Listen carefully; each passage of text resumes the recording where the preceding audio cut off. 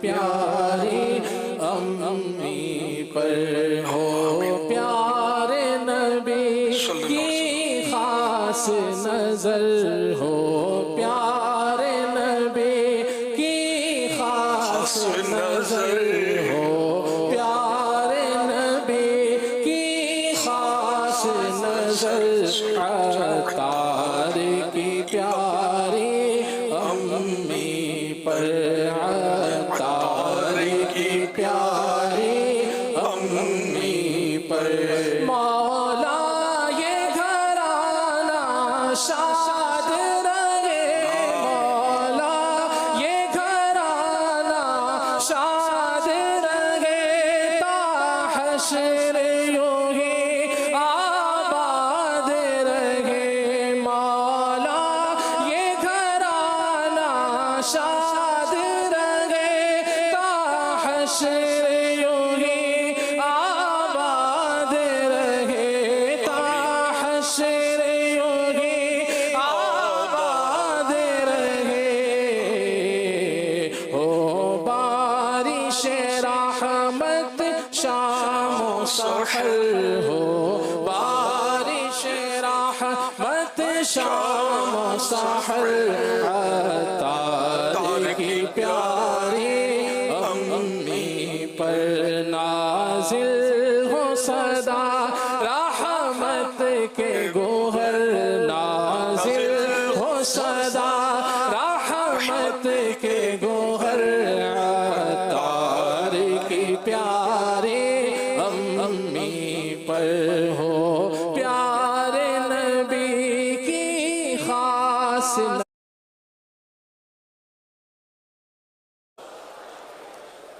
وعلى آلك وأصحابك يا حبيب الله الصلاة والسلام عليك يا نبي الله وعلى آلك وأصحابك يا نور الله نويت سنة الاعتكاف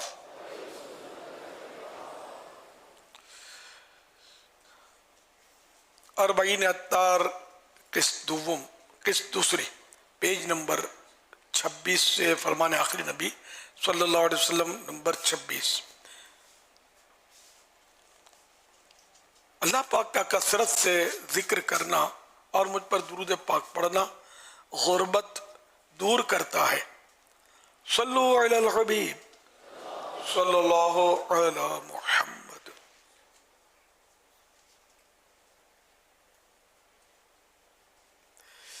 یہ مدنی مذاکر میں مزید نیتیں بڑھا لیجئے. ممکن جہاں جہاں نیت بنتی ہو وہاں نیت کر لیجئے. ادھر ادھر دیکھنے بلا ضرورت ادھر ادھر دیکھنے باتیں کرنے دوسروں کو اشارے کرنے خود کو شادہ ہو کر دوسرے کو تنگ ہو کر بیٹھنے پر مجبور کیے بغیر اور دیوار وغیرہ سے ٹیک لگائے بغیر اللہ کریم کی رضا کے لیے توجہ سے دینی باتیں سنوں گا.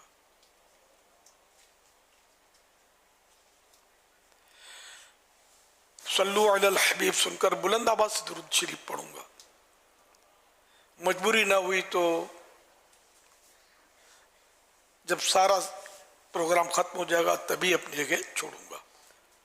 ختم ہونے کے بعد آگے بڑھ کر صاحب بھائیوں سے سلام کروں گا ملاقات کروں گا اور موقع کی مناسبت سے نیکی کی دعوت بھی دوں گا. صلو علی الحبیب صلی اللہ علی محمد.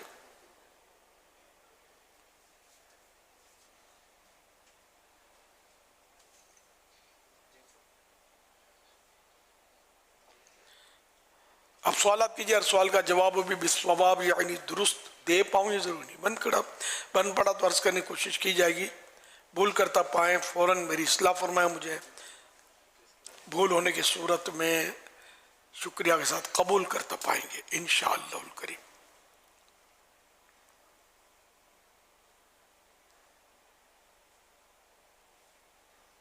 میرا سوال یہ ہے کہ کیا تصوف اور طریقت اس کا مسجد سے کوئی خاص تعلق ہے؟ کیونکہ عام طور پر دیکھا گیا یہ ہے کہ تصوف یا طریقت یا خانقاہیں وغیرہ جو ہوتی ہے یا پیر خانے ہوتے ہیں مسجدوں کے قریب ہوتے ہیں، تو کیا ان کا آپس میں کوئی ریلیشن اور تعلق ہے؟ رہنمائی فرما دیجیے، جزاک اللہ خیرہ، میرے لیے اور میرے ماں باپ کے لیے بے حساب مغفرت کی دعا فرما دیجیے۔ مسجد سے تو ہر مسلمان کا تعلق ہے، اور ویسے ہم نے تو بچپن سے سن رکھا ہے کہ وہ نا ملا کے دوڑ مسجد تک، جو یہاں مذاق اڑانے کے طور پہ ہو سکتا ہے کسی نے کیا ہو، لیکن ہے کہ مسلمان کی دوڑ تو مسجد پر ہی ہے نا، اس نے تو 5 ٹائم مسجد میں حاضری دینی ہوتی ہے۔ تو یہ خانقاہیں یا پیر خانے جو مسجد کے ساتھ ہوتے ہیں، یا پیر خانے جو ہوتے ہیں، جو بزرگ ہوتے ہیں وہ خود مسجد بنواتے ہیں اپنے آستانوں کے قریب، یہ بھی ہوتا ہوگا، تو اس طرح اچھا ہی کام ہے یہ۔ تو مسجد سے گہرا تعلق ہے، تصوف کا بھی، طریقت کا بھی، شریعت کا بھی، سب کا تعلق مسجد سے۔ مسجد یہ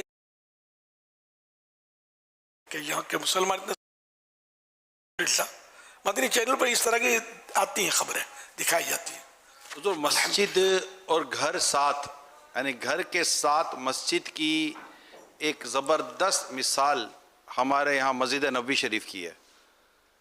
نبی پاک صلی اللہ علیہ وسلم کا مکان عالی شان و مسجد نبوی شریف۔ سبحان اللہ، سبحان اللہ، بے شک بے شک۔ اب تو یعنی کہ صدیق اکبر رضی اللہ عنہ کا گھر بھی مسجد کے ساتھ تھا نا، خوخت صدیق، خاص ان کے لیے رستہ رکھا گیا تھا صرف صدیق اکبر رضی اللہ عنہ کے لیے، باب السلام کی سیدھ میں وہ ان کا خصوصی راستہ تھا۔ خوخت صدیق، پہلے تو وہ لکھا ہوا ہوتا تھا، اچھا خوخت ابی بکر یہ لکھا ہوا ہوتا تھا، اب بھی لکھا ہوا ہو سکتا، پتہ نہیں مجھے۔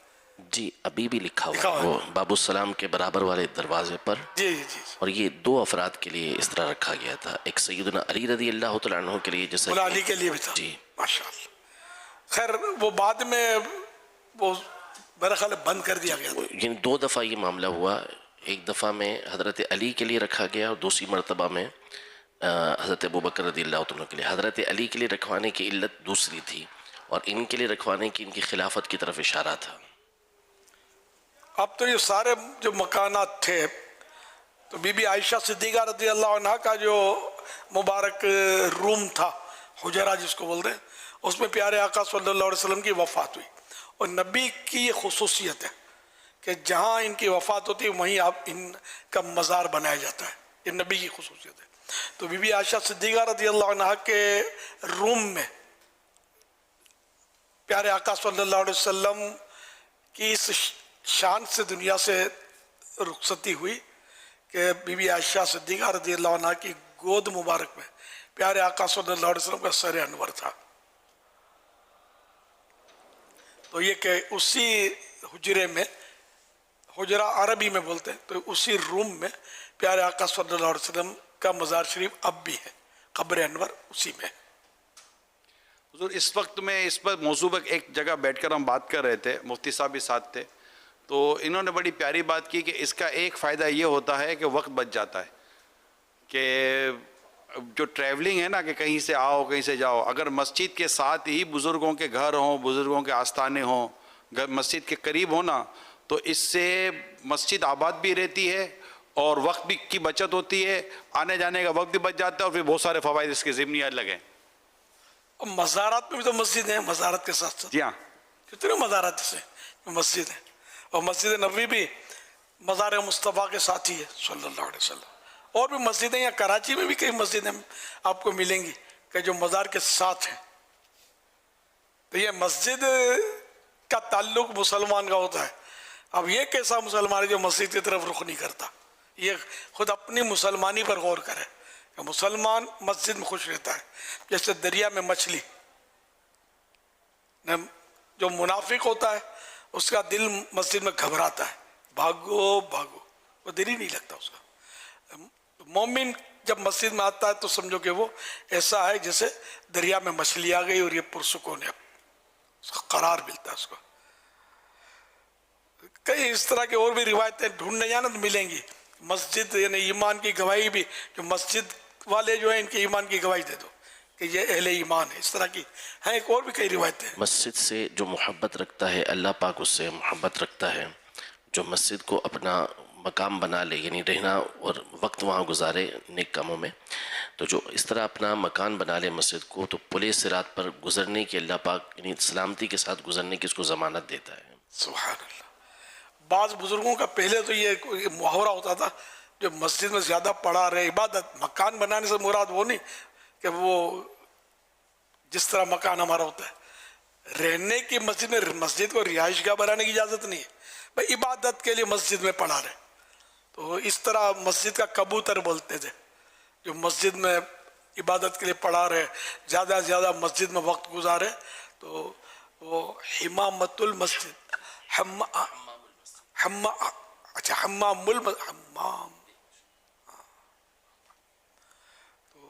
تو مسجد کا کبوتر، یہ اس کو مطلب کہا جاتا تھا۔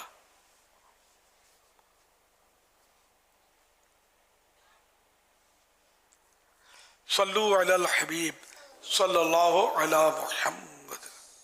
مدنی مذاکرہ ماشاء اللہ ماشاء اللہ۔ اللہ اللہ اللہ۔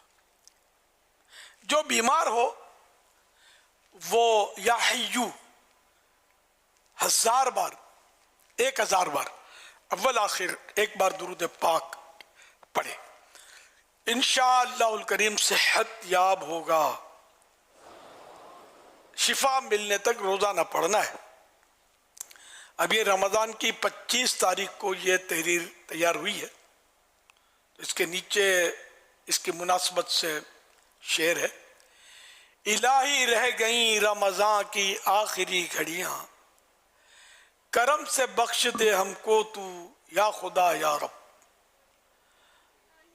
صلو علی الحبیب صلی اللہ علی محمد۔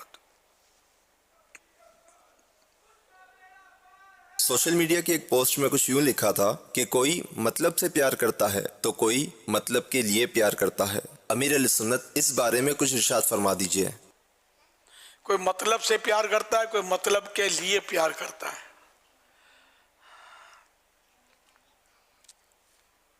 یہ تھوڑا غور کرنے والا یہ، یعنی مطلب اس کو حاصل ہو جائے، اس سے کچھ کام نکلوا لے یا اس سے کچھ مال نکلوا لے، یہ اس کا مطلب ہے۔ اصل بندے سے پیار نہیں ہے۔ جیسے پولیس افسر کو سمجھتا ہے کہ لوگ مجھے سلوٹ کرتے ہیں، آپ کو نہیں کرتے، آپ کے عہدے کو کرتے ہیں۔ آپ جس دن روڈ پہ آئیں، عہدہ چھوڑیں تو پھر پتہ چلے گا کون آپ کو سلام کرتا ہے اور کون پانی پلاتا ہے۔ یہ میں ایک مثال دی میں نے، ذرا بڑے بڑے افسران جو ہوتے ہیں تو یہ لوگوں کو ان سے مطلب ہوتا ہے اصل، کہ کوئی مسئلہ آئے گا تو یہ ہمارا تعاون کریں گے، ہماری مدد کریں گے، اس لیے ان کے بنا کے رکھتے ہیں۔ ایکچولی مطلب عہدے سے پیار ہوتا ہے۔ اسی طرح وزراء وغیرہ، یہ جو بھی مطلب ارباب اقتدار ہوتے ہیں یا بڑے لوگ جو ہوتے ہیں،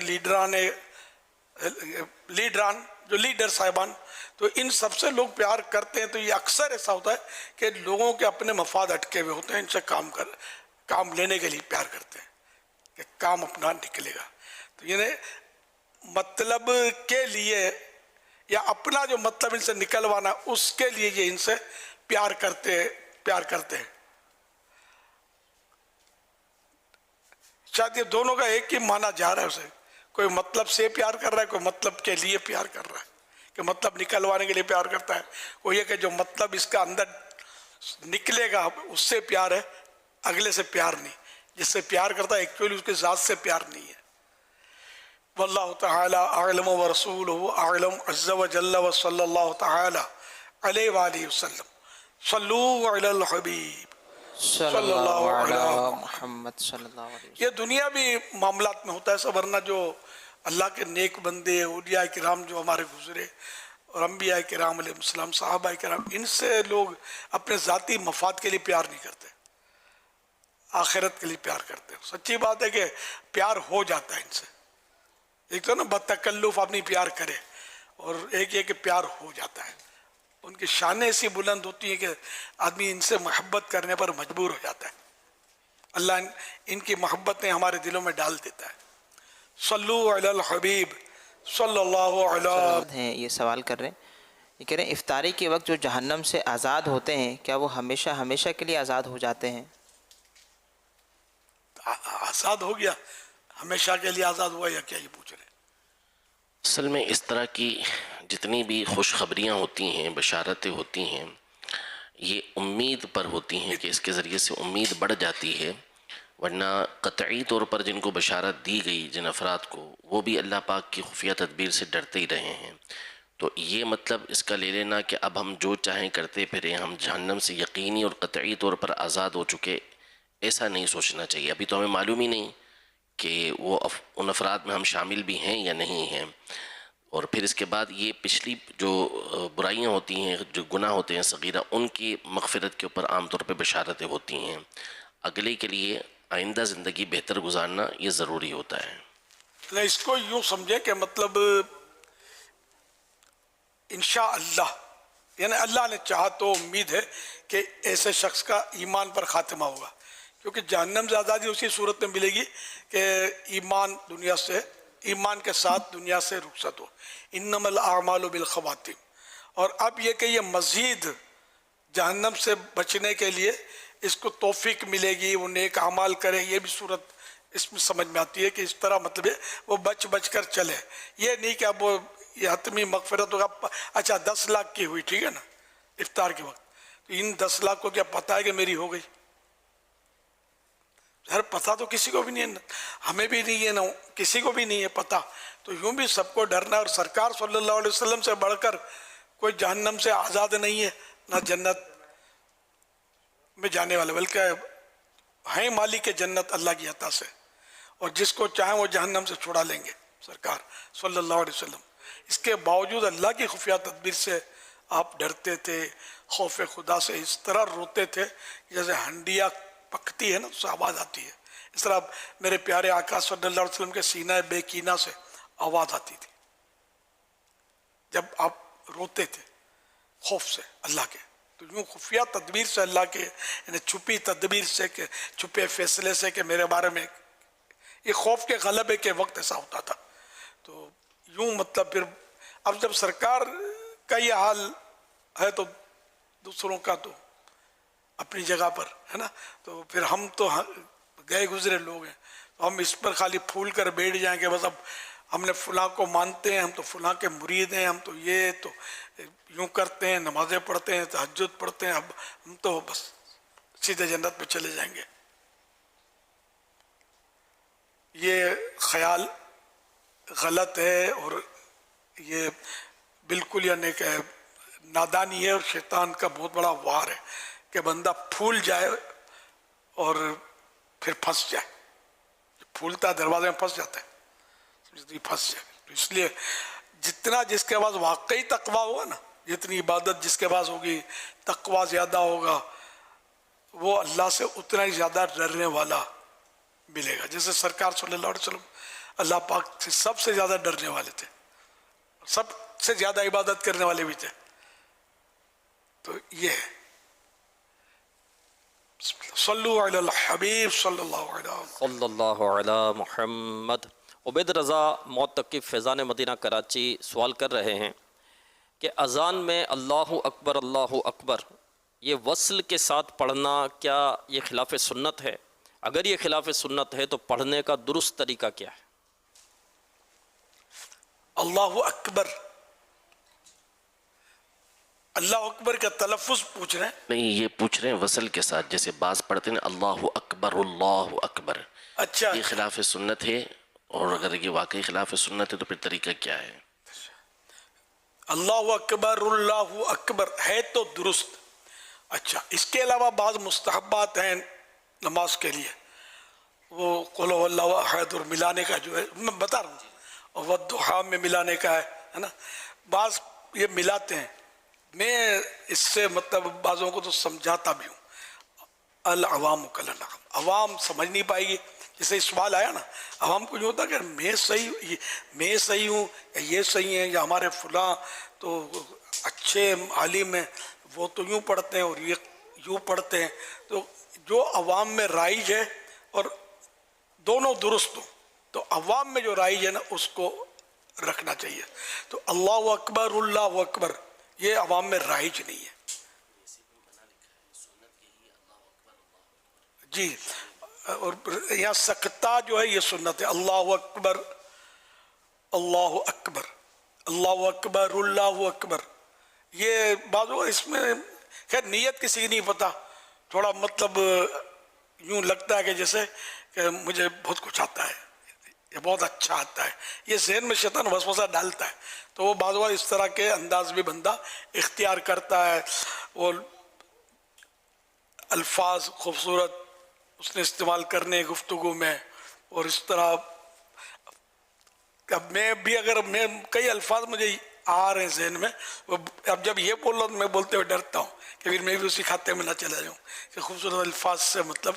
تو خیر میری الحمدللہ جو بھی ہے وہ سمجھانے کی, باقی اب الفاظ کا ذخیرہ تو میری عمر گزر گئی کتابوں میں, اوراق لکھنے میں, لپیٹنے میں, ورق گردانی میں, پھر اشعار ہزاروں مطلب اشعار سینکڑوں اشعار لکھنے کا بھی موقع ملا. تو یوں لغت بار بار دیکھنے سے الفاظ تو بہت سارے یاد ہو جاتے ہیں, لیکن عوام میں کوشش یہی ہو کہ وہ الفاظ بولے جائیں جو ان کی سمجھ میں آئے, خالی اپنی سخندانی اور الفاظ دانی کا سکہ نہ بٹھائے کہ لوگ اشش کر اٹھے گے یار اور یاد کچھ بھی نہ رہے, پلے کچھ بھی نہ پڑے. تو ہم تو پلے پڑے ایسی بات کرنا پسند کرتے کہ مسجد بھرو تحریک ہے نا, ان کو سمجھ آئے گی تو مسجد میں آئیں گے نا. صلو علی الحبیب صلی اللہ علی محمد. البتہ جو اللہ اکبر کہتا ہے درست نا, اس کو غلط نہیں. شامی نے خطا لکھا ہے, علامہ شامی نے خطا ارشاد فرمائے کہ خطا لکھا ہے, جی رفع دینا یعنی اللہ اکبر پڑھنا یہ خطا ہے, خطا ہے. یہ اللہ اکبر یہی سنت مبارکہ ہے, سنت ہے, وہ ترک سنت کا مرتکب ہے. یعنی اصل میں اس پر پھر وہ اعراب کی بحث آتی ہے کہ اس کو اللہ اکبر پڑھنا ہے یا اللہ اکبر پڑھنا ہے. تو علامہ شامی کی عبارت بھی یہ ہے کہ ورفعها خطاون, یعنی اس کو رفع دینا یہ خطا ہے. اس پر علامہ عبدالغنی نابلسی رحمۃ اللہ تعالی علیہ کا پورا ایک رسالہ ہے اس موضوع کے اوپر, کہ جس میں آپ نے یہ ارشاد فرمایا ہے کہ اگر ملانا بھی ہے تو پھر اس صورت میں جو ہے وہ را کے اوپر فتح پڑی جائے گی, زبر پڑا جائے گا.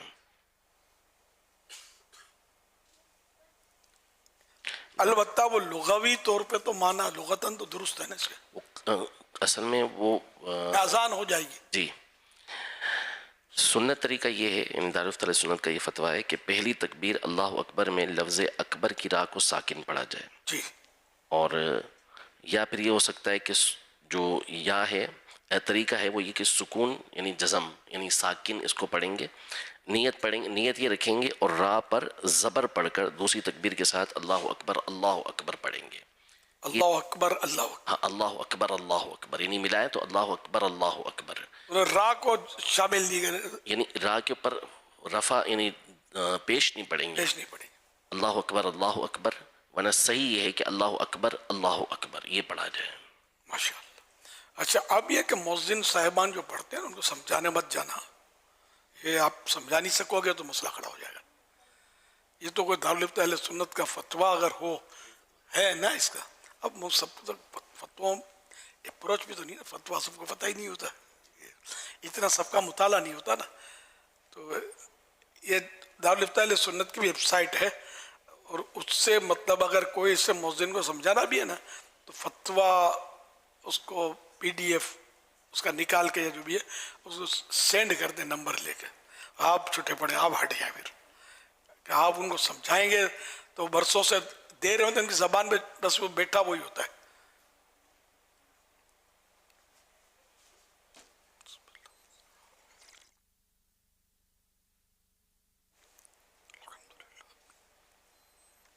في هذا الشهر الكريم شهر رمضان يمر علينا فرح بعد فرح. احتفلنا بسيدتنا خديجة الكبرى رضي الله تعالى عنها وأرضاها, وفي هذا الشهر احتفلنا بأهل بدر الكرام رضي الله عنه. وأخبرني السادة الإخوة في قناة مدني بأنه في هذا الشهر تم إنشاء هذه القناة, ففرحنا معهم بذلك, ولكن بقي فرح عظيم, فرح من أجمل ما يكون, وذلك بميلاد سيدي فضيلة الشيخ محمد إلياس القادري حفظه الله تعالى وأرضاه. فأتوجه أنا الفقير باسمي باسم جميع المحبين هنا في ملبورن إلى فضيلة الشيخ محمد إلياس القادري بالتهنئة وبالمباركات، وندعو له بالتوفيق وبالحفظ وبالرعاية. وأذكر جميع الإخوة في قناة مدني وفي الدعوة الإسلامية بأن كل ما من الله تعالى بها عليهم فإنما هو بركة من بركات سيدي الشيخ أحمد رضا خان، ثم بركة من بركات سيدي الشيخ عبد القادر الجيلاني، ثم بركة من بركات سيدي رسول الله صلى الله عليه وسلم. أتقدم نيابة عن سيدي فضيلة الشيخ سراج الدين عمر بن علي الزيلعي شيخ ومشيخة الطريقة الزيلعية القادرية العلية في العالم كله بالتهنئة أيضا، فإنه لما أخبرته بهذا فرح جدا، ونحن جميعا نحبكم في الله تعالى فلا تنسونا من الدعاء. نحمده ونصلي ونسلم على حبیبہ الکریم. دنیا میں بے شمار عالم دین، مصنف، محقق، قائد، پیر اور طرح طرح کی خوبیوں کے مالک موجود ہیں، لیکن آج ہمارے سامنے ایک ایسی شخصیت ہے جو ایک طرف عالم دین بھی ہیں، سینکڑوں کتابوں کے مصنف بھی ہیں، لاکھوں بلکہ کروڑوں مریدوں کے مرشد بھی ہیں، اور آپ کے اندر عشق رسول کا جذبہ بالکل نمایاں ہے. آپ نے تبلیغ کا جو بیڑا اٹھایا ہے یہ قابل تعریف ہے. آپ کی تربیت سے لاکھوں انسان راہ راست پر آئے. آپ نے نہ جانے کتنے لوگوں کو توبہ کرایا، آپ نے کتنے لوگوں کے عقیدے کی اصلاح کی، اعمال کی اصلاح کی. آپ کی تربیت سے لاکھوں انسانوں کے چہرے پر داڑھی اور سروں پر امامے سجے. آپ خوبیوں کا مجموعہ ہیں. آپ کی خوبیاں کما کہوں ہم بیان نہیں کر سکتے. میں نے آپ سے ملاقات بھی کی ہے، آپ کی زندگی کو جانچا بھی ہے، پرکھا بھی ہے، دیکھا بھی ہے. آپ کے اندر عشق رسول اور سنت مصطفیٰ پر عمل یہ نمایاں ہے. اللہ تعالیٰ امیر اہل سنت حضرت مولانا الیاس عطار قادری مدہ ظلہ العالی کی عمر میں برکتیں عطا فرمائے اور آپ کی قائم کردہ تنظیم دعوت اسلامی کو مزید ترقیاں عطا فرمائے. ان کے فیض و برکات سے ہم اہل سنت کو مالا مال فرمائے. محمد نسیم مصباحی، الجامعۃ الاشرفیہ، مبارک پور، اعظم گڑھ، یوپی.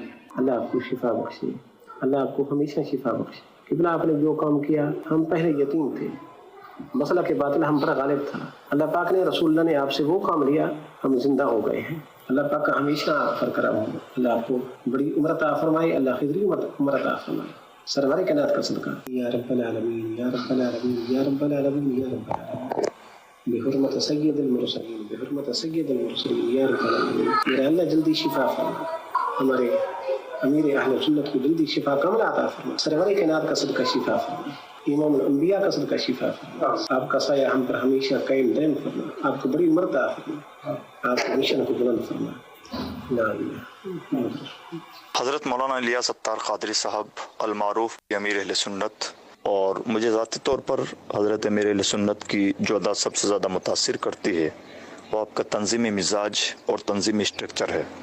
آپ نے جس طرح سے دعوت اسلامی کو ترقی دی اور اس کے لیے تقسیم کار کا جو فارمولہ اپنایا، اور اس کے لیے جس طرح سے شورائی نظام کو آپ نے گویا کی تنظیمی دنیا میں ایک طرح سے زندہ کیا، وہ کم سے کم اہل سنت کے لیے ایک رول ماڈل کی حیثیت رکھتا ہے. مجھے یہ کہتے ہوئے خوشی ہے کہ انشاءاللہ آئندہ کئی دہائیوں کے بعد میں بھی اہل سنت و جماعت کی جو تنظیم زندہ رہے گی اور برسر کار رہے گی وہ شاید صرف دعوت اسلامی ہو. جب ہم دعوت اسلامی پر نظر ڈالتے ہیں تو بے پناہ خوشی ہوتی ہے کہ تنظیمی سائنس کے مطابق دعوت اسلامی نے اپنے آپ کو ڈیولپ کیا ہے، اور اس کا نتیجہ یہ ہے کہ انشاءاللہ دعوت اسلامی ایک لمبی مدت تک اہل سنت کی خدمت کرتی رہے گی. اور بے شک اس کا کریڈٹ حضرت امیر اہل سنت حضرت مولانا الیاس عطار قادری صاحب کو جاتا ہے. ہمیں ان سے اس طرح کی بہت ساری چیزیں سیکھنے کی ضرورت ہے. اللہ رب العزت ان کو صحت و سلامتی عطا فرمائے اور درازی عمر بالخیر عطا فرمائے. سایہ ہے تیرے سر پہ دعا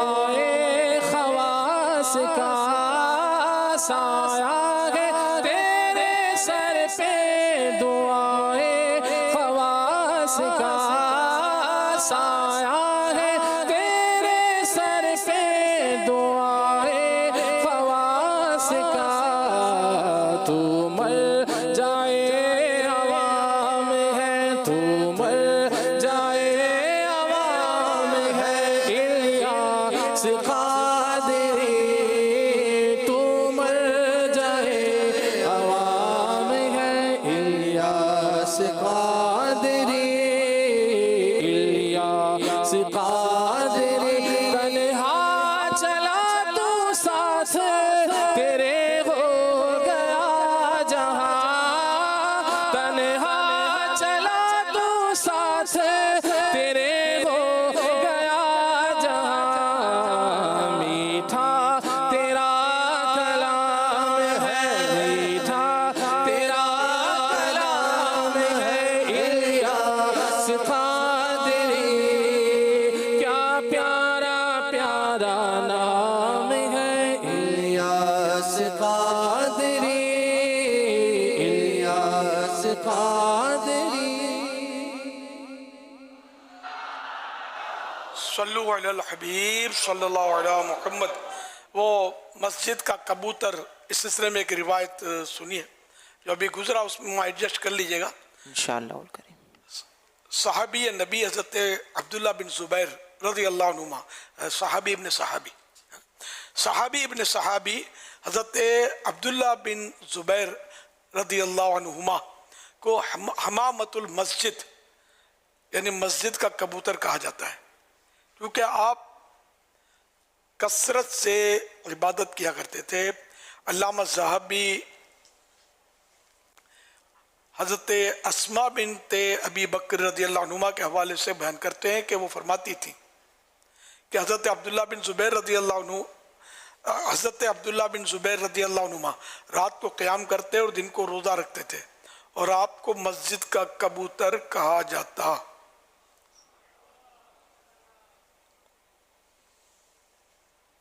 सल्लु अलल हबीब सल्लल्लाहु अलैहि मुहम्मद।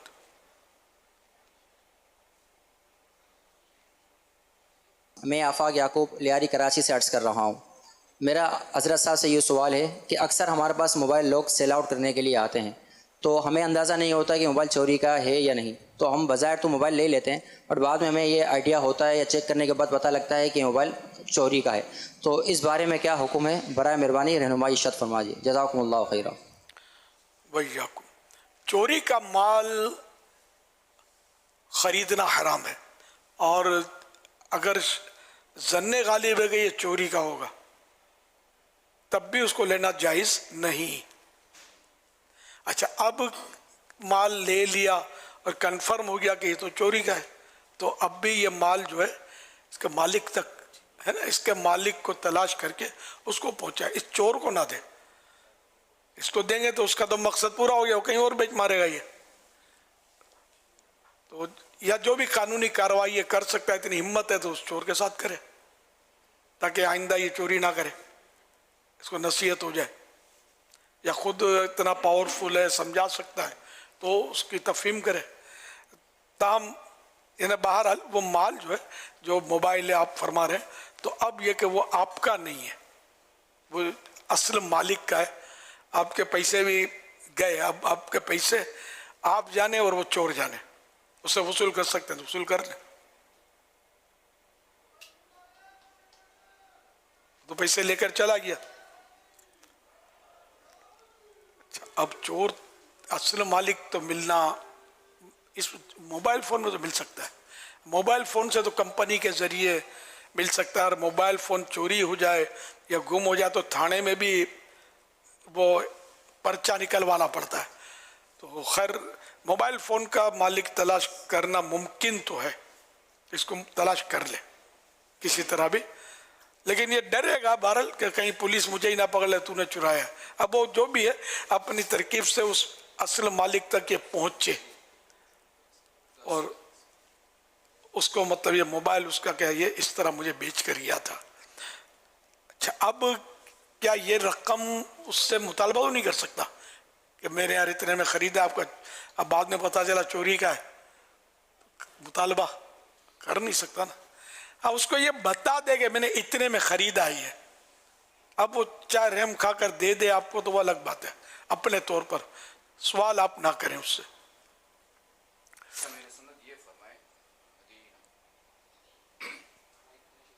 مدینہ موبائل اگر چوری ہو جائے تو کیا اسے رپورٹ کروانا چاہیے تھانے میں یا اس کو یوں ہی چھوڑ دیں؟ جس کا مطلب موبائل اپنا چوری ہو گیا، اصل ہوتا یہ ہے کہ جیسے موبائل کسی کا چوری ہو نا، جیسے اپنا موبائل چوری ہوا، اب وہ رپورٹ درج نہیں کرواتے، کہتے اب ملنا کون سا ہے، کیا ہونا ہے. بعض وہ تو ہوتا یہ ہے کہ جس پرزے کے ذریعے پکڑا جاتا ہے نا بندہ، اب وہ کیا کہتے ہیں کہ اسکرین الگ بیچ دیں گے، بیٹری الگ بیچ دیں گے، اسپیکر الگ بیچ دیں گے، وہی ماہر ہوتے ہیں نا چور بھی. جی جی. تو میں تو خیر وہ پرانی بات ہے، اب موبائل اس وقت سستے بھی ہوتے تھے، تو اس وقت میں تو یہی مشورہ دیتا تھا کہ آپ جو ہے نا وہ بالکل اس کے ایف آئی آر کٹوائیں اور اس کو بلاک کروا دیں. اس سے یہ ہوگا کہ چور کو کم از کم یہ ہوگا ٹھیک ہے محنت ہوئی نا، جہاں اس کو 1000 روپے ملنے تھے اب اس کو ملیں گے 250 روپے، کیونکہ وہ قسطوں میں بیچے گا توڑ توڑ کے، تو اس کی حوصلہ شکنی تو ہوگی کسی طریقے سے بھی. اور یہ قانون کیا ہے؟ قانون تو یہ ہے کہ ایف آئی آر کٹوائی جائے، ورنہ اس کا موبائل. اب ایف آئی آر کٹوانا بھی ایک کام ہے، یہ مفت نہیں کٹتی، یہ پھر اس کی الگ کہانی ہے، مصیبت ہی ہے، بڑی مصیبت ہے. اگر ایف آئی آر نہیں کٹوائی اور اس موبائل سے کسی نے کسی کو قتل کی دھمکی دے دی، کچھ بھی کر لیا، تو وہ پکڑا جائے گا بندہ. یہ نمبر والا جو ہے پھنسا جی اس کا موبائل ہے، تو وہ شر سے بچنے کے لیے اس کو یہ سب کرنا پڑے گا.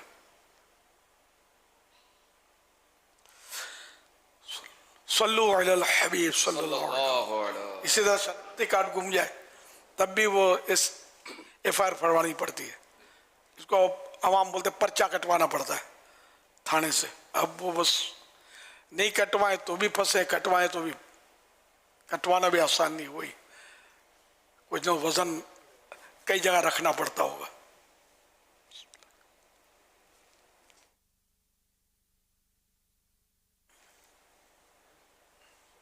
آپ کی بارگاہ میں یہ سوال تھا کہ کبھی ہمیں بذات خود ہاسپٹل میں ایڈمٹ ہونا پڑے یا اپنے خاندان رشتہ دار والوں کے ساتھ جائیں، تو مریض کے ساتھ جائیں تو ہاسپٹل میں کن امور کا خیال رکھنا چاہیے؟ آپ کے ساتھ بھی کبھی معاملہ پیش آیا ہوگا، تو آپ کن باتوں کا خیال رکھتے ہیں کہ جس سے دین و دنیا کے سارے کام درست رہیں اور کسی سے شرمندگی وغیرہ کا سامنا نہ کرنا پڑے؟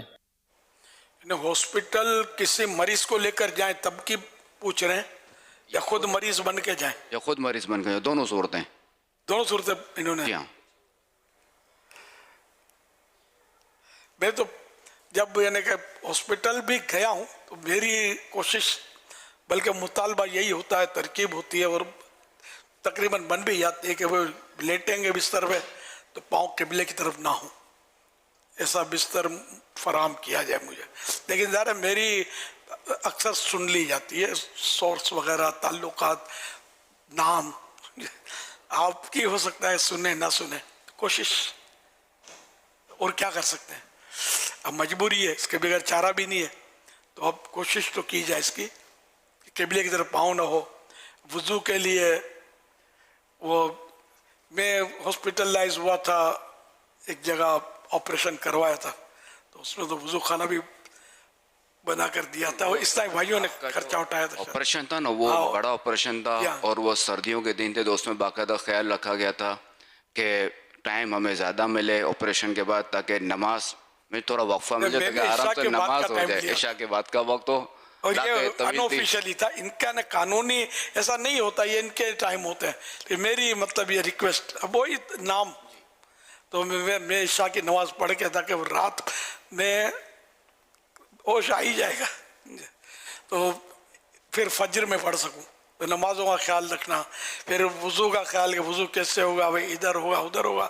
وہ دیکھا میں نے، شاید دیکھا بھی تھا کہ ادھر تو نہیں ہو سکتا میرا وضو. تو اب پھر یہ کہ وہ کچھ عیسائی بھائیوں نے مل کر وضو خانے کی بھی کوئی ترکیب عارضی طور پہ کی تھی، بعد میں شاید اس کو عارضی طور پہ کی تھی. ہم نے کمرہ ایسا لیا تھا نا، کمرہ اس طرح کا لیا تھا، عارضی طور پہ ترکیب بنائی تھی، رکھ لیا تھا وضو خانہ. الحمدللہ اس طرح جتنا ہو اپنے کو پاک صاف رہے، ترکیب رکھے. اب نہ وضو خانہ ملے گا، نہ وضو کرنے کے لیے آپ اتنی طاقت ہوگی کہ آپ وضو کریں گے تو کوئی اپنے پاس اینٹ وغیرہ رکھ لیں تاکہ اس سے آپ تیمم کر سکیں. اب جو اگر دیوار پہ آئل پینٹ لگا ہوا ہے تو اس میں تیمم نہیں ہو سکتا. ہاں گرد اتنی गर्द से हटा हुआ हो, हॉस्पिटल में गर्द से हटा हुआ नहीं होता, वो साफ सुथरा होता है। तो बहरहाल ऑयल पेंट लगा हुआ है तो उस पर भी तयम्मुम नहीं हो सकता। चूना लगा हुआ हो तो हो सकता है। तो इस तरह तयम्मुम के लिए ईंट रख ली है ना, वो कच्ची ईंट जो भट्टे की जो होती है, भट्टे की लाल ईंट जो होती है, ये कच्ची होती है, ये रख ले। अब ये प्याला जो है तो अब ये इसमें क्या, इस पर पॉलिश है तो इस पर तयम्मुम नहीं हो सकता। इसका तलवा जो है ये इस पर पॉलिश नहीं होती, तो इससे मुश्किल से भी काम चलाया जा सकता है लगा लगा के हाथ, लेकिन वो भट्टे की ईंट जो होती है उसको पॉलिश नहीं होती। तो ये दी बेस्ट। ऐसे कोई ईंट चौड़ी सी ले ली जाए तो हॉस्पिटल वाले वो भी सोर्स के बगैर शायद ना रखने दे, भैया उठाओ, ये क्या उठा ले हो, किसी को मारोगे क्या उठा के, हाँ पत्थर की है, तो इससे तयम्मुम तो हो सकता है बगैर पॉलिश किया। अब ये बेचारे तस्बीह कहाँ लेने जाएंगे, अल्लाह करे वास्ता ही ना पड़े। लेकिन कभी वास्ता पड़े तो नमाज का टेंशन होना चाहिए आपने को, बिल्कुल टेंशन के नमाज का क्या करना है। सबसे पहली सोचो नमाज का क्या करना है, पाक कैसे रहना है, क्योंकि पाक रहना भी एक बहुत दुश्वार होता है। मैं दावत इस्लामी के शुरू का वो चुटकुला बताऊं कि मैं यहाँ अपने यहाँ के हॉस्पिटल, सिविल हॉस्पिटल में, गालिबन सिविल में, आप तो छोटे से थे, मुझे कोई ऑपरेशन की ज़रूरत पड़ी थी, दावत इस्लामी के इज्तिमा का ऐलान कर दिया था। ये तारीख़ का पहला इज्तिमा दावत इस्लामी जब बनी, आपकी ये तो अक्सरियत पैदा भी नहीं हुई होगी जो इस वक्त यहाँ जमा है नौजवान, ये 42 साल पुरानी बात कर रहा हूँ। पहला इज्तिमा गुलजार हबीब में, और वो भी ज़ेर तामीर थे गुलजार हबीब भी, लेकिन वो तो मैंने सिविल हॉस्पिटल में गालिबन एडमिशन लिया था, दाखिला, क्या दाखिला ही बोलेंगे, एडमिट, अच्छा, या किसी और हॉस्पिटल में, वो थी गवर्नमेंट की। तो वहाँ मैंने जब देखा वहाँ का, मैंने जाकर अपना वॉशरूम वगैरह और देखा वो तो पानी खड़ा हुआ था। तो मैंने कहा मैं जख्मी हालत में अंदर जाऊँगा कैसे, अपने आप को पाक कैसे रखूँगा। तो इस तरह का नमाज का जहन तो बहुत पुराना था और पाक रहने का जहन भी बहुत पुराना था, तो अपना तो गुजारा नहीं है यहाँ। मैं तो घबरा गया। तो मैं तो रातों रात वहाँ से बेड मिला था, मुझे सब कुछ हुआ था, रातों रात वहाँ से फरार हो गया। लोग हंस भी रहे थे, पता चला था कि मौलाना डर के भाग गया। मैं डर के नहीं भागा था। मेरा एक दोस्त, उसको भी पता चला होगा कि यार तुम क्यों गए यार इस हॉस्पिटल में, मैं हूँ ना यार, पैसे नहीं है ना, मैं खर्चा दूंगा। उसने फिर मुझे प्राइवेट हॉस्पिटल में बेचारे दाखिल करवाया। उस वक्त 8 दिन में उधर दाखिल रहा तकरीबन, और मेरा वो खर्चा, और अल्लाह उसको जज़ा खैर दे, दोनों जहाँ की भलाइयाँ थे। वो तो कोई पार्टी तो था नहीं इधर, और उसने मेरा खर्चा उठाया। तो यूँ मतलब मैं प्राइवेट हॉस्पिटल में, जिसमें वुज़ू, इस्तिंजा और अपने थोड़ा, जब प्राइवेट में पैसा फेंकते हैं तो कुछ सुनी भी जाती है, अरे कि हमने पैसों से किया था, वो मुफ्त तो था नहीं। तो अल्हम्दुलिल्लाह मतलब इस तरह की कुछ तरकीब बनी। तो ये कि नमाज का टेंशन हो, वुज़ू का टेंशन हो, पाक रहने का टेंशन हो, ये टेंशन बहुत सवाब का काम है। जितना टेंशन ज़्यादा होगा, फिक्र होगी, सवाब ज़्यादा मिलेगा। अच्छा मेरा सुनो, ये सिर्फ जो है ना वो अस्पताल में बेड का मसला नहीं है। अब जैसे MRI करवाने जाना होता है, CT स्कैन वगैरह, तो उसमें भी किबला रुख का मसला रहता है।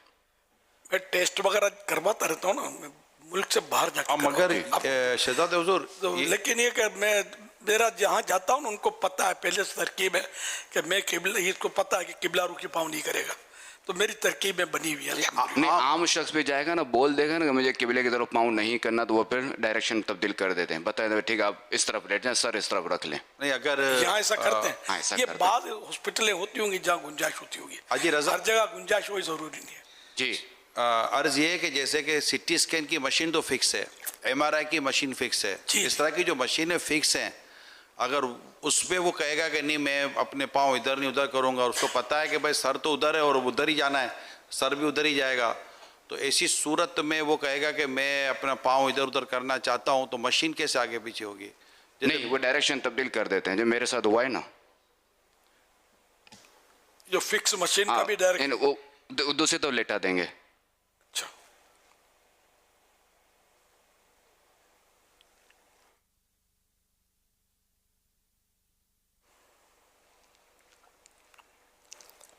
इलियास कादरी मेरे इलियास कादरी प्यारे इलियास कादरी मेरे इलियास कादरी क्या प्यारा प्यारा नाम है इलियास कादरी मेरे इलियास कादरी प्यारे इलियास कादरी मेरे इलियास कादरी।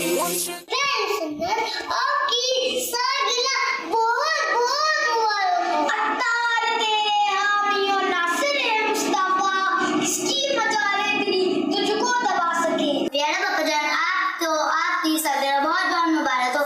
मैंने 5 साल दूर पर पढ़े जिस साल शुभ आपको पेश करता हूँ। प्यारे बाबा जान, आपको आपकी सालगिरह बहुत बहुत मुबारक हो। मैंने एक कुरान पाक पढ़ा है जिसका इशारे सवाब मैं आपको पेश करता हूँ। मेरी और मेरे घर वाले के लिए मग़फ़िरत की दुआ फरमाएं। जज़ाकल्लाहु खैरा। पापा जान, आपको 26वीं मुबारक हो। पापा happy birthday to you. Happy birthday मुर्शिद। प्यारे पापा जान, आपको आपकी सालगिरह बहुत बहुत मुबारक हो। या अल्लाह मेरे पापा को सेहत और लंबी जिंदगी अता फरमा। हैप्पी बर्थडे बाबा जान। मैं आपके साथ मदीना जाना चाहती